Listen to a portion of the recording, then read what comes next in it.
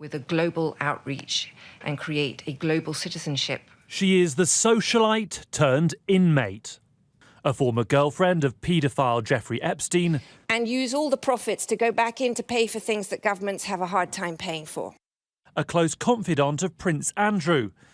Ghislaine Maxwell has yet to be convicted of any crime. Please have a seat here, yeah? But her brother Ian Maxwell believes she's already being punished. I regard that as torture. She is woken up every 15 minutes. This is a suicide watch, but my sister is not a suicide risk. In April, Ghislaine Maxwell's lawyers released this image of their client with what appeared to be a black eye. Her brother thinks it was the work of a prison guard. She's lost weight, she's losing her hair. We know that she's suffered some kind of physical abuse because she had a black eye. I don't see Ghislaine administering a black eye to herself. So I'm assuming that that was dished out to her. Do you believe that your sister has been beaten by prison guards? I think she has suffered some occasional physical abuse at the hands of her guards, yes. And we're going to take it to the UN, take it from me. How is this right? How is this just? It's designed to break her. And that is just unjust. It is a fundamental abuse of her human rights. The Federal Bureau of Prisons has said they take allegations of staff misconduct seriously and refer all allegations for investigation if warranted. Jeffrey Epstein, a friend of presidents and princes, died of suicide in jail in 2019. Ghislaine Maxwell denies she procured teenage girls for him to sexually abuse. These allegations are incredibly serious. They do need to be brought before a court. The allegations are horrible, serious as they can possibly be, and horrible. And of course, that means that there has to be a trial.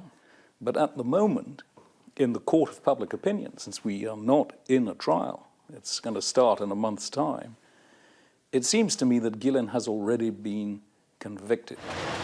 Ian Maxwell has his own memories of court. Very relieved to be going home, an innocent man tonight. Alongside brother Kevin, he was acquitted of fraud in a high-profile trial in 1996.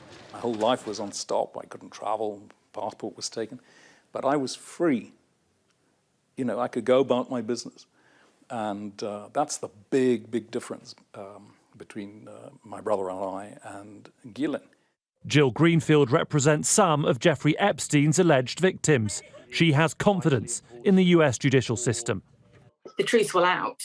And so there's a lot of mystery around this at the minute, isn't there? People have been speculating about what may or may not have happened. But in that process, in that trial process, I would expect that it will really uncover what truly did happen. And I think in part, everyone's sort of tying themselves up and not speculating about it. But if we can, once we've gone through the trial, everyone will really know what really did happen.